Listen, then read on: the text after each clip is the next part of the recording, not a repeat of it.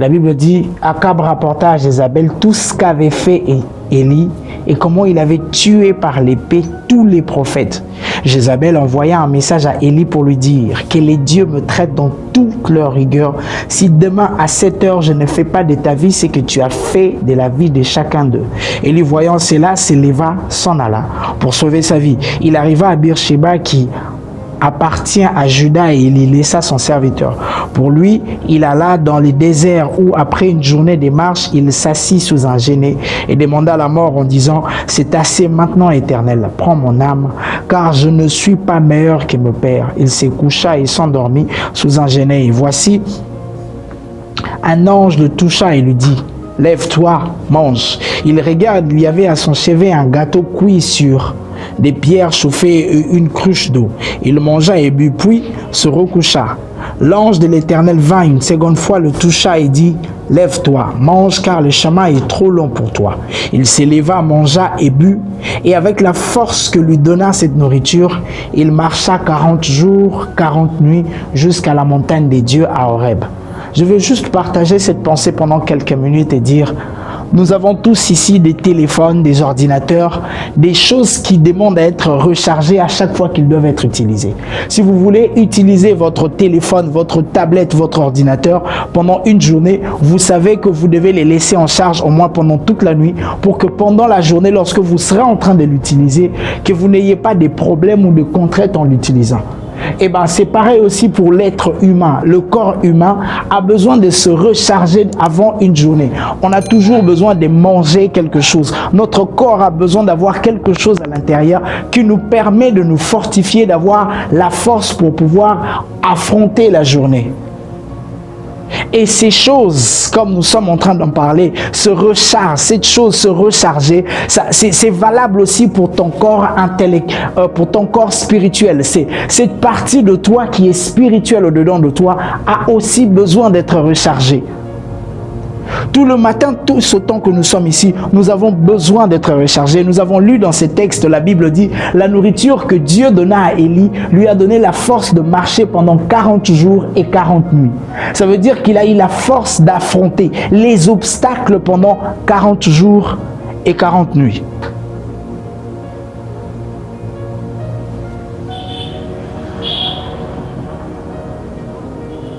La question que je veux te poser, c'est comment tu fais le matin pour affronter tes journées?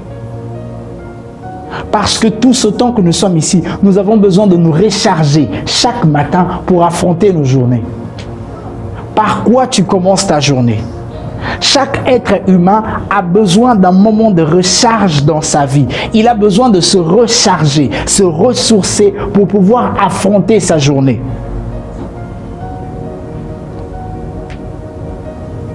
Et c'est comme ça qu'il est important pour toute personne, de la même manière qu'il l'est pour un téléphone, pour un ordinateur ou pour le corps humain. Il est important aussi pour nous de nous recharger dans la présence de Dieu tout le matin avant d'affronter nos journées. Nous avons besoin de prendre le temps de rester dans la présence de Dieu avant d'aller à l'extérieur, avant d'aller affronter les choses. La Bible dit, qui sait ce qu'un jour peut enfanter? Nous avons vu l'année passée 2020, nous avons commencé au mois de janvier, au mois de février et bam, au mois de mars, on a commencé à nous parler de coronavirus ici, chez nous, et on ne s'attendait même pas à ce que ça bloque les choses comme ça l'a fait. Mais tout était bloqué. Qui s'y attendait? Personne. Tu ne sais pas ce que la journée pourra venir apporter dans ta vie. Peut-être un sujet de joie, peut-être un sujet de tristesse. Alors avant d'aller affronter ta journée, il faut que tu sois préparé. Et le meilleur moyen de se préparer pour affronter sa journée, c'est la présence de Dieu. Le meilleur moyen que nous avons, que Dieu nous a donné pour pouvoir affronter nos journées, c'est la présence de Dieu. La question que je te pose ce matin, c'est comment toi tu fais pour affronter ta journée? Quelle est la chose que toi tu fais quand tu te réveilles le matin? Tu as un moment privilégié avec Dieu.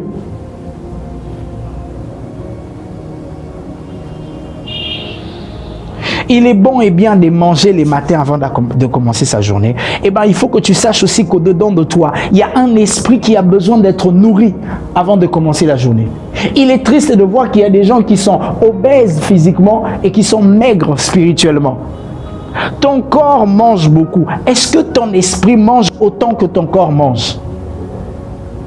Est-ce que tu prends le temps de nourrir ton esprit pour qu'il puisse affronter les choses que tu vas rencontrer? Et l'esprit n'est bien nourri que par la parole de Dieu. Est-ce que tu prends le temps de lire la parole de Dieu le matin quand tu te réveilles? Quel est le verset avec lequel tu t'es réveillé, avec lequel tu as affronté? Vous savez, il y a des versets quand tu le gardes dedans de toi. Même quand tu rencontres un obstacle, tu dis, le matin, j'ai lu la Bible. La Bible dit, ceux qui placent en lui leur appui, ils trouvent dans leur cœur des chemins tout tracés. Même quand tu es dans une confusion, ce verset te permet de trouver le chemin. Qu'est-ce que toi tu fais? Comment tu fais pour te recharger? Et comme nous le savons, ce n'est pas tous les chargeurs qui arrivent à charger nos téléphones. Parce que lorsque le chargeur n'est pas capable de bien charger les téléphones, tu vas toujours te rencontrer avec des problèmes. On a toujours ce problème de dire, chargeur à nous charger téléphone, on a bien été pour charger les autres bien été. Si tu ne fais pas ce que Dieu attend de toi, dans sa présence, tu vas te retrouver chargé quotidien. C'est pour ça que vous voyez, il y a des gens qui se suicident. Il n'arrive pas à supporter les choses qu'il rencontre dans sa vie. Il se suicide. Pourquoi? Parce qu'il ne prend pas le temps de bien nourrir son esprit. Son esprit n'est pas entraîné. Son esprit n'est pas bien nourri pour pouvoir affronter les obstacles de la vie. Quel est l'état de ton esprit ce soir? Est-ce que tu penses vraiment que si ce soir un gros problème tombait sur ta tête, tu penses que ton esprit est capable de gérer ça? Te penses-tu capable de pouvoir gérer les gros problèmes? Il y a des gens, quand ils ont des problèmes, ils ne mangent plus, ils ne boivent plus, je suis dépassé, je ne sais plus comment faire. Oui, c'est difficile pour nous tous, mais les enfants de Dieu ont une façon assez différente de gérer leurs problèmes. Nous ne devenons pas des suicidaires.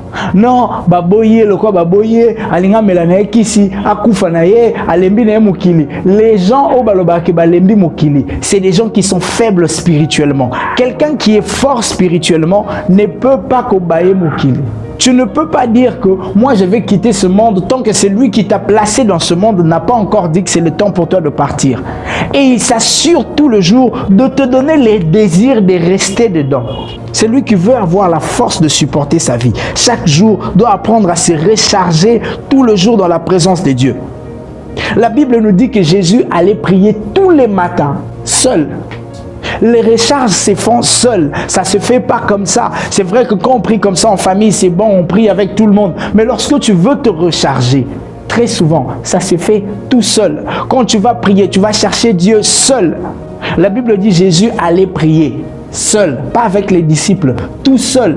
C'est pour ça que lorsqu'il arrivait dans sa journée, qu'il rencontrait des problèmes tels que les paralytiques, il arrivait facilement à décanter ce genre de situations. Parce que déjà très tôt le matin, il préparait son esprit à ce genre de choses. Je vais peut-être dire quelque chose qui va choquer quelqu'un. Est-ce que ton esprit est préparé à un licenciement? Est-ce que ton esprit est préparé à perdre quelqu'un d'important? Est-ce que ton esprit est préparé à un choc émotionnel? Est-ce que tu es préparé pour ça? Tu es sûr qu'aujourd'hui, si un coup de la vie t'est frappé sérieusement, tu n'aurais pas envie de te suicider. Un jour, je me souviens, c'est maman, c'est papa qui est rentré, qui racontait. Il disait, il y a un de leurs amis au travail. Il avait tellement de dettes que l'équipe n'a moutou à Mati Nicolas immeuble n'a pas mis boaki. Il était totalement dépassé, tellement dépassé qu'il a vu que la vie n'avait plus son sens pour lui. Un enfant de Dieu ne finit pas comme ça. La preuve que quelqu'un comme Judas n'avait pas préparé sa journée, lorsqu'il s'est rendu compte que ce qu'il avait fait était mauvais, qu'est-ce qu'il a fait? Il est allé se pendre. Mais Pierre, c'est lui que Jésus prenait de temps en temps pour aller prier avec lui. Le jour où il s'est rendu compte qu'il avait renié Jésus, il est allé se repentir. Quelqu'un qui a son esprit préparé. Est-ce que ce soir, ton esprit est préparé à recevoir un coup dur? Lorsqu'on parle de coup dur, on ne parle pas seulement de choses négatives. Est-ce qu'aujourd'hui, ton esprit est préparé à recevoir beaucoup d'argent? Parce que lorsque Dieu nous prépare, il ne nous prépare pas seulement pour les choses négatives, il nous prépare aussi pour les choses positives. Il y a des gens, c'est juste quand il a beaucoup d'argent qu'il commence à faire n'importe quoi. On sait voir les gens qui ne prient pas, lorsqu'il arrive à Dieu bénit sa vie et il dérive. Est-ce que ton esprit est préparé pour une bénédiction? Est-ce que ton esprit est préparé pour un mariage? Les gens, ils veulent se marier. Seigneur, donne-moi les mariages. Est-ce que ton esprit est préparé pour affronter les obstacles du mariage? Tu n'auras pas envie d'abandonner en cours de route. Tu n'auras pas envie d'abandonner quelque part. La Bible dit que Adam et Ève étaient tous les jours dans la présence de Dieu. Je crois que c'est pour ça que leur mariage a survécu. Lorsque tu restes dans la présence de Dieu, tu sais avoir le côté divin de Dieu. Ça te permet d'affronter les problèmes. Les gens, nous n'arrivons pas à affronter nos problèmes simplement parce que nous ne savons pas rester dans la présence de Dieu. Dieu dit dans le livre de Josué 1:8, il dit que ce livre de la loi ne s'éloigne point de ta bouche. Médite-le jour et nuit, afin que tu réussisses dans toutes tes entreprises. Dans toutes tes entreprises. Dieu dit, dans toutes tes entreprises, si tu veux réussir, que ce livre de la loi ne s'éloigne point de ta bouche. Et lorsqu'on parle d'entreprise, c'est vrai que lorsqu'on parle d'entreprise, les gens ont toujours tendance à voir comme un commerce ou quelque chose. Mais lorsqu'on parle d'entreprise, on parle même dans tes relations, dans ta vie de chaque jour. Tout ce que tu entreprendras réussira lorsque tu garderas ces livres près de toi. Est-ce que tu lis ta Bible chaque jour? Est-ce que le livre de la loi est un livre que tu médites tout le jour? Est-ce que tu lis ta Bible chaque jour? Est-ce que tu prends le temps de prier tous les jours? Pose-toi la question aujourd'hui. Si quelque chose me tombait dessus aujourd'hui, est-ce que je serais capable de les supporter? J'ai toujours dit, ils avaient raison de tuer Jésus. Parce que je me dis, aujourd'hui, cette gloire que Jésus a reçue, qui d'autre aurait pu le maîtriser? La Bible dit, c'est pourquoi aussi Dieu l'a élevé au-dessus de tout nom. Quel est l'être qui aurait pu supporter le niveau de cette gloire? Si ce n'est Jésus. Il n'y avait que Jésus pour supporter la taille de cette gloire. Pour qu'aujourd'hui, en son nom, tous genoux fléchissent. Il n'y avait que Jésus. La Bible dit, tout le matin, il allait dans la présence de son Père. Pourquoi vous pensez qu'il a pu supporter les douleurs de la croix? Comment vous pensez qu'il a pu faire ça? Il a pu accepter de porter ses lourds fardeaux. Comment il a pu faire ça? C'est parce qu'il savait rester. Son esprit était totalement préparé pour ça. Aujourd'hui, ton esprit est préparé à quoi?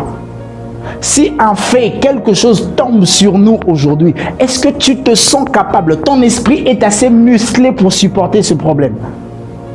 Ton corps a mangé. Est-ce que ton esprit a mangé?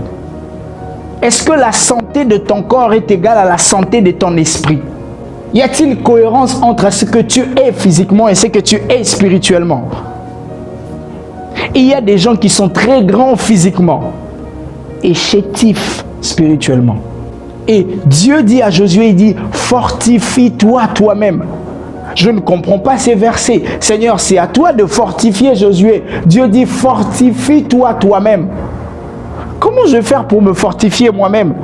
Dieu dit, moi je t'ai déjà donné les chargeurs. J'ai déjà donné ma parole. J'ai déjà donné la loi. Prends ça et fortifie-toi toi-même.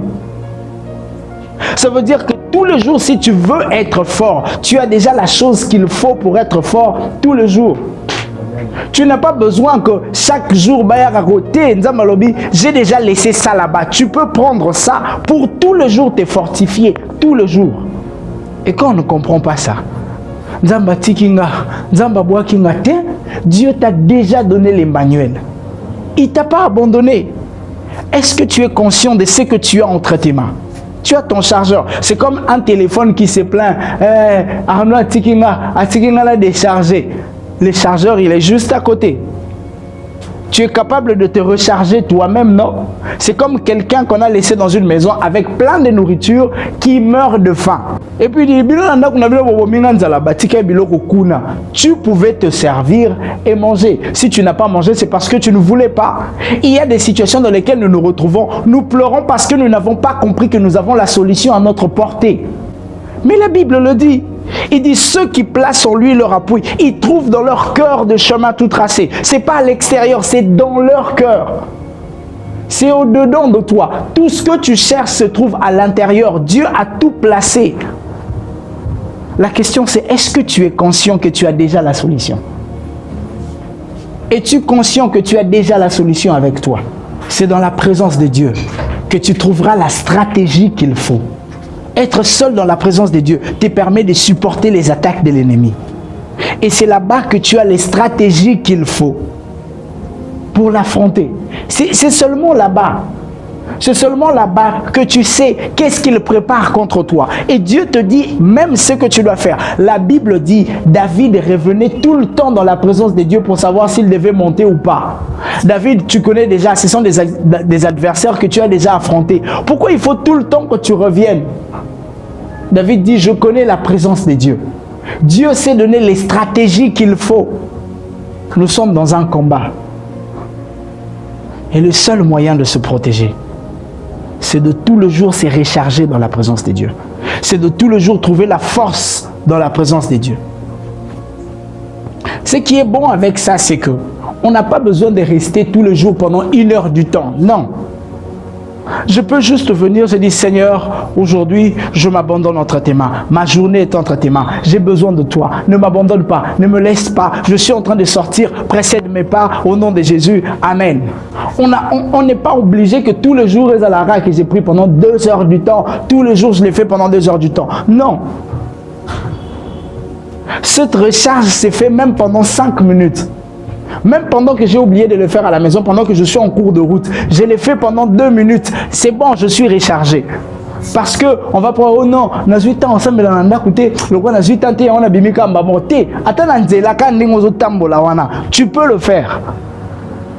Et la journée commence. Mais tu ne peux pas commencer ta journée sans avoir été dans la présence de Dieu. Non, même pendant 2 minutes, même ne fût-ce que pendant lire un seul verset. Moko kaka. Et tu gardes ces versets-là pour dire les lots versets dans yango. Tous les jours, il n'y aura pas de révélations quand tu liras dans la Bible. Mais le plus important, c'est de l'avoir lu. Il est important de commencer sa journée en nourrissant son corps pour mieux résister à la journée.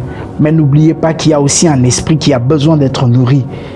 Et quand il n'est pas bien nourri, alors nous avons des problèmes et nous ne savons pas les affronter.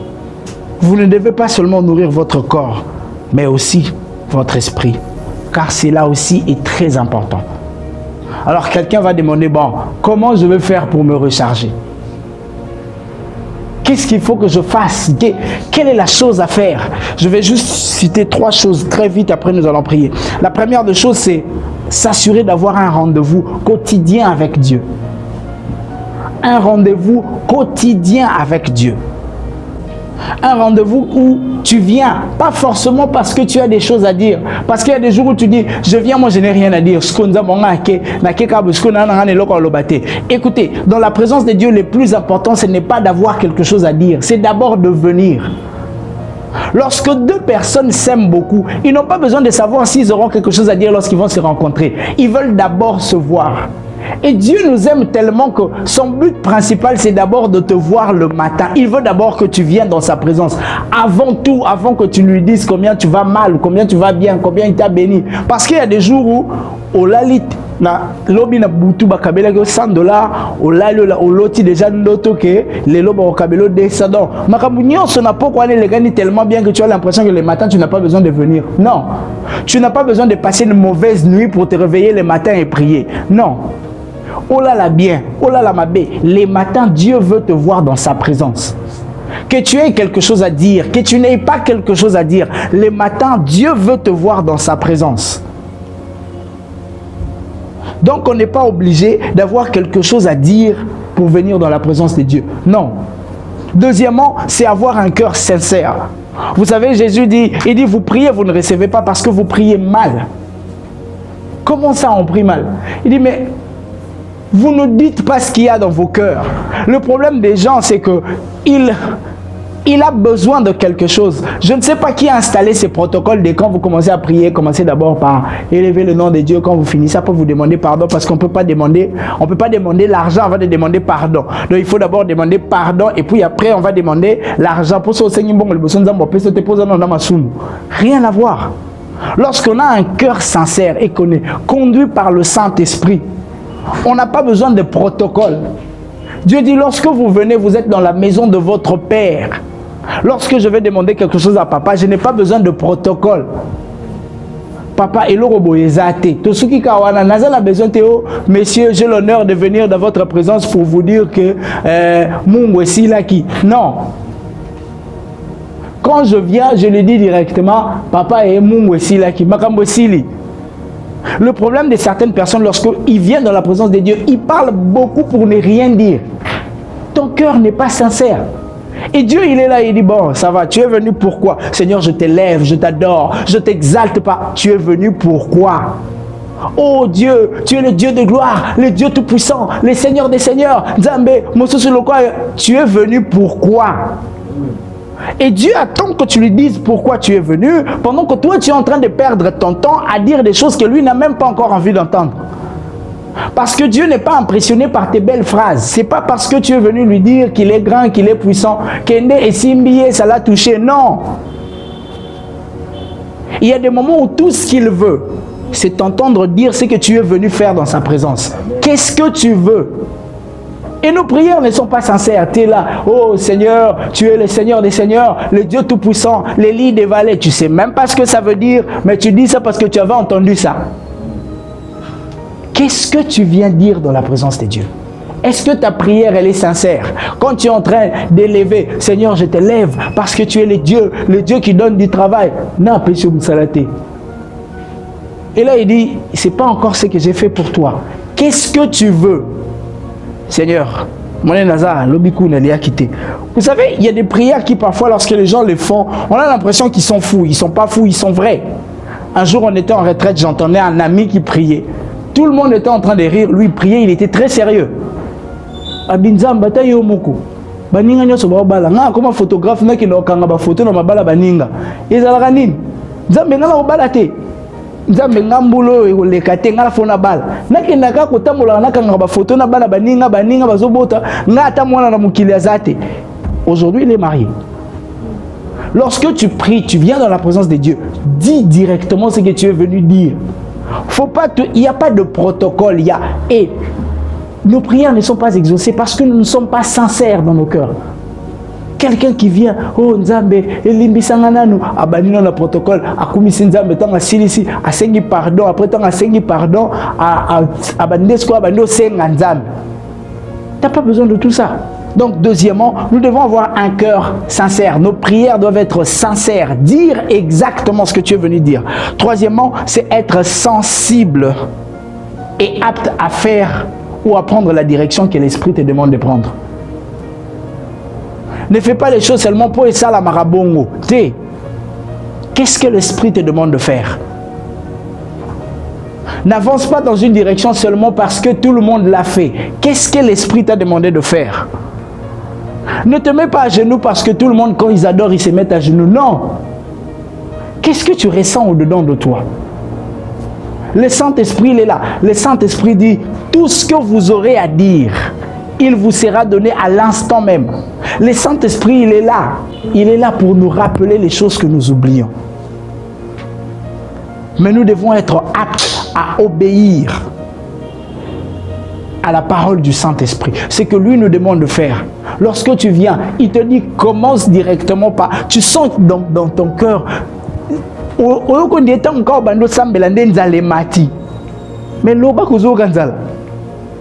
tu as l'impression que juste quand tu as commencé à prier, on dirait problème. C'est l'Esprit qui te dit, commence par ça.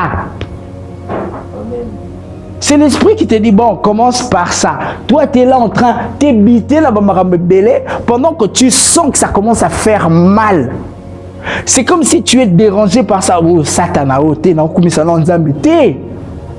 Non, Kumisano Nzambe, t'es banda wana, yangwana nzela ba pesio. Nous l'avons dit, la Bible dit, ceux qui placent en lui leur... ils trouvent dans leur cœur des chemins tout tracés. Et toi, tu sens que déjà ton cœur est dérangé dans une direction. Mais banda wana. J'ai aimé un jour ce que le pasteur Atom s'est dit. Moi, quand je viens prier, quand j'ai besoin d'argent, attention na sumuka kavana ya na bandarana na zambe na zampiaka na zana mbongote. Tant on a bimisi biloko nyo c'est na mutema nanga. Ndé na bando raisonner après que na sumuka ki il fallait que il faut pas qu'on adorer nzambe. Na bandino na o ezo tungisa mutema nanga na minute wana. Qu'est-ce que le Saint-Esprit te pousse à faire? Quand tu pries, l'Esprit te demande à faire quoi? Ce soir, je ne sais même pas dans quelle direction je vais dire compris. Je ne sais même pas si c'est le genre de messages où il faut que les gens prient après. C'est plus pour que tu sois conscientisé. quand je me réveille le matin, quelle est la première des choses que je fais? Quel est le premier réflexe que tu as? Il y a des gens, quand ils se réveillent le matin, réflexe dans liboso, téléphone. C'est pas mal. Même moi, réflexe dans liboso, dans téléphone. Mais après, c'est WhatsApp. Il veut savoir qui a dit quoi, qui a envoyé les messages, qui a fait quoi, Facebook, qui avait publié quoi la nuit. C'est pas important. Le plus important, c'est qu'est-ce que tu veux faire le matin? Qu'est-ce que Dieu veut que tu fasses le matin? Dieu veut que tu sois dans sa présence. Moi, quand je me réveille le matin, la première des choses, c'est de lire ma Bible. Je lis la Bible avant de prier. Il y a des gens qui prient avant de lire leur Bible. Moi, je lis ma Bible avant de prier. Mais c'est un réflexe C'est pour ça que ma tablette et mon téléphone sont toujours à côté. Donc, quand je me réveille, la première des choses, on lit la Bible. Après, on va prier. Qu'est-ce que toi, tu fais le matin quand tu te réveilles? Qu'est-ce que tu fais? Et après, tu es surprise qu'il y a des choses qui te tombent, tu n'arrives même pas à gérer ça. Au travail, dans la vie de chaque jour, il y a des choses qui te compliquent et tu n'arrives pas à les gérer. Pourquoi? Parce que ton esprit n'est pas apte à gérer ces choses. Ce soir, je suis juste venu réveiller la conscience de quelqu'un. Je ne sais pas comment tu vas prier, je ne sais même pas dans quelle direction tu vas prier. J'aimerais juste que tu te mettes à prier par rapport au message que nous avons entendu ce soir. Tu sais ce que tu vas dire à Dieu dans ton cœur. Tu sais toi-même, tu te connais toi-même. Peut-être que tu vas dire, Seigneur, aide-moi maintenant à avoir ce réflexe de me réveiller pour être tout le matin dans ta présence. De commencer par ça. Seigneur, aide-moi à ça. Toi-même, tu sais de quoi tu as besoin. Moi, je ne connais pas. Ces derniers temps, je préfère vraiment ce genre de prières où chacun est libre d'aller dans la direction où il pense qu'il doit aller. Seigneur, nous te disons merci et nous rendons gloire à ton nom. Merci pour ton amour.